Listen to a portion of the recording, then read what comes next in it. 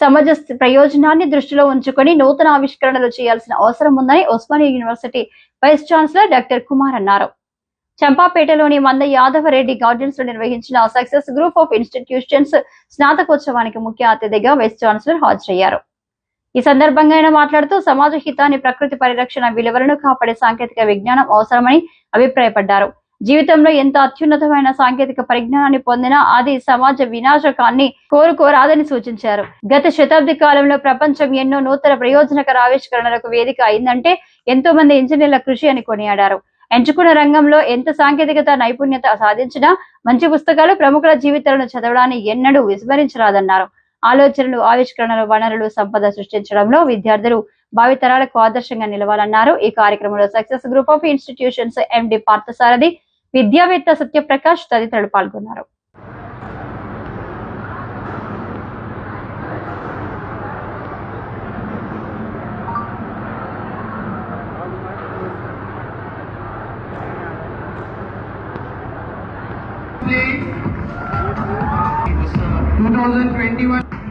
NZC Group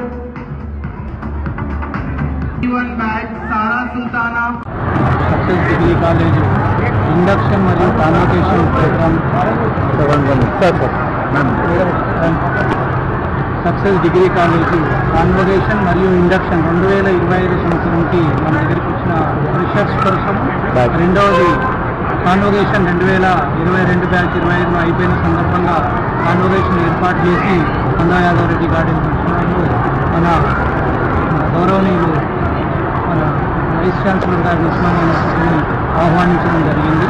మా request మేరకి పిల్లలని ఎంకరేజ్ చేయడం కొరకు తనకున్న బిజీ షెడ్యూల్ని అంత భాగం చేసుకోమని రావడం జరిగింది. ఈ ఇండక్షన్ ప్రోగ్రామ్ ముఖ్యంగా ఏదో యాక్టివిటీ ప్రోగ్రామ్, ఎంటర్టైన్మెంట్ ప్రోగ్రామ్ కాకుండా అసలు పిల్లలు డిగ్రీలో ఎందుకు జాయిన్ కావాలి అనేది తెలిస్తే వాళ్ళకి 3 సంవత్సరాలు ఎటు చదవాలో చదువుతారు.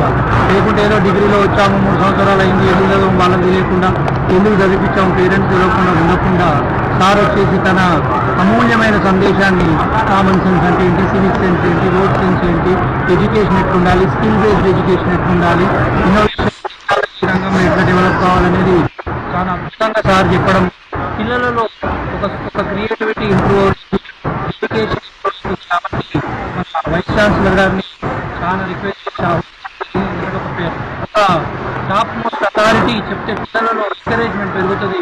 సార్ కూడా చాలా కష్టపడి సిన్సియారిటీతో ఆ పొజిషన్కి రావడం జరిగింది. కాబట్టి ఇక్కడ ఉన్న వేల మంది విద్యార్థులకు ఒక ఇన్స్పిరేషనల్ కోర్సులో ఉండాలని సార్ని స్పెషల్గా ఆహ్వానించి మేమంతరం కూడా మా తరఫున ఇక్కడ కాలేజ్ చైర్మన్ అనేది పక్కకు పెడితే లెక్చరర్స్ ఇక్కడ నాతో అందరు లెక్చరర్స్ కూడా ఇక్కడ highly qualified and experience teachers మాత్రమే విద్యను బోధిస్తాం. మేము ఇక్కడ ఇది అఫిలియేటెడ్ కాలేజ్. మా జూనియర్ కాలేజ్ 2012లో పెట్టడం జరిగింది, 2020లో డిగ్రీ కాలేజ్ పెట్టడం జరిగింది.